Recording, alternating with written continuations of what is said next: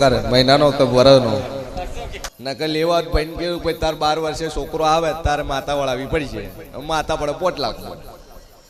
ઈ ધંધો ના કર્યો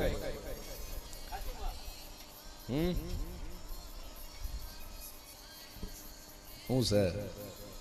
મહિના બાદ આ લીધી અને કેટલા મહિને આવ્યો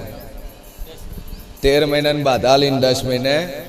આવ્યો એટલે મારા ટાઈમ પહેલા આવ્યો ને ઉપર ને આવી ગયો ને હા છોડ્યું કેટલી